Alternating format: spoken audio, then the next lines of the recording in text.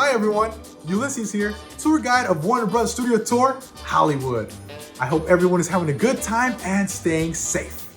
Today, I'm very excited to introduce to you the next stop of the virtual tour we filmed last year. The Midwest Street, or Anytown, USA, is one of the most popular sets on the studio. It's nearly a guarantee you've seen this town square before. Well, I'm gonna go ahead and pass it over to John to give you a more in-depth look of this legendary Hollywood set. Go ahead and take it away, John.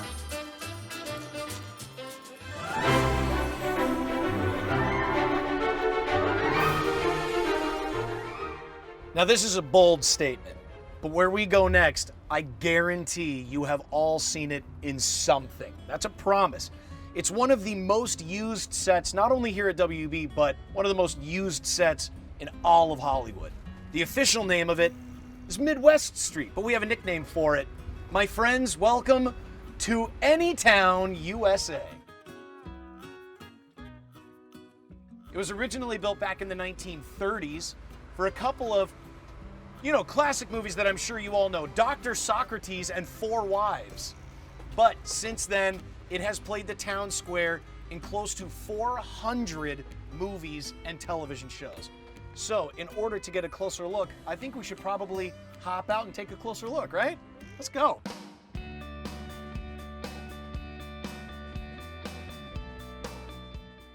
One of the most used sets anywhere. Over 400 movies and television shows have filmed right here, this being the town square. To give you an idea, this is really just kind of like an introduction, but obviously if you're a Gilmore Girls fan, you already know that you're in Stars Hollow, Connecticut. This is also Rosewood, Pennsylvania from Pretty Little Liars. This is Salinas, California from East of Eden with James Dean. It's River City, Iowa from The Music Man with Robert Preston. This is Chicago, Illinois for Shameless with William H. Macy and Emmy Rossum. And the list goes on and on and on. We could spend the rest of our tour talking about the towns that this has played. This is also Hazard County, Georgia from the Dukes of Hazzard. We've got the Sheriff's Station on our left-hand side. I think one of the greatest classic movies of all time filmed the opening scene right where we are right now. It's a movie called Cool Hand Luke with Paul Newman. The opening scene, he's drunk in the town square and he's cutting the heads off of the parking meters, and they shot it right here. This is also Latham, Massachusetts from the series finale of Seinfeld. This is where they all get arrested for not abiding by the Good Samaritan law. You've got the church on our left. The earliest title that we really have for that church is a film called Johnny Belinda with Jane Wyman.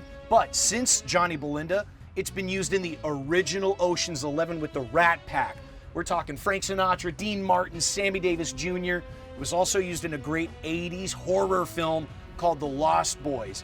Corey Haim and Corey Feldman, they go to that church to get holy water to take down Kiefer Sutherland and the vampires. They're dumping their super soakers into the fountain of holy water. Now, another classic that I think we have to mention, on our right-hand side, you're going to see Rosewood High School. And anything Rosewood is Pretty Little Liars. But that's also the police station in Rebel Without a Cause, where James Dean meets Natalie Wood in the very beginning of the film. And Anytown could also be San Francisco, right? Like on our left-hand side, the Tanner House from Full and Fuller House. I know that we've got Gilmore Girls fans out there, and I can't go through Midwest Street and not point out on our left, Luke's Diner. That's probably one of the most iconic television sets from Warner Brothers. That's what we would call a practical set. What that means is the interior of Luke's Diner would have been right inside of this space, not on a soundstage, which is normally how it goes. Most of the time, you will use these sets as exteriors and then build your interiors in a stage where you have more control. But sometimes with practical sets, you have enough space to build and film right inside of the room.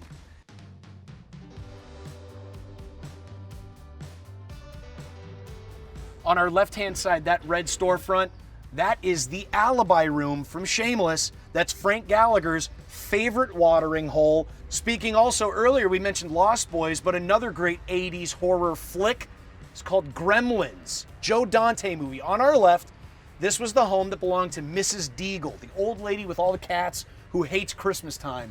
And there's a scene where she hears a knock on the door and she thinks that it's Christmas carolers, and she opens the door only to see the gremlins there, and she freaks out. And so she goes to take her electric chair lift upstairs, but she doesn't know that the gremlins have tinkered with the wiring, and she flies upstairs out the top window and she lands right across the street in front of the house across the street.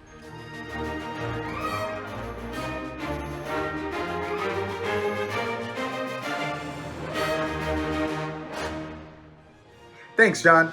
Did you recognize Midwest Street from any of your favorite movies or TV shows? Check back in next week to take another look at Warner Brothers Studio Tour Hollywood.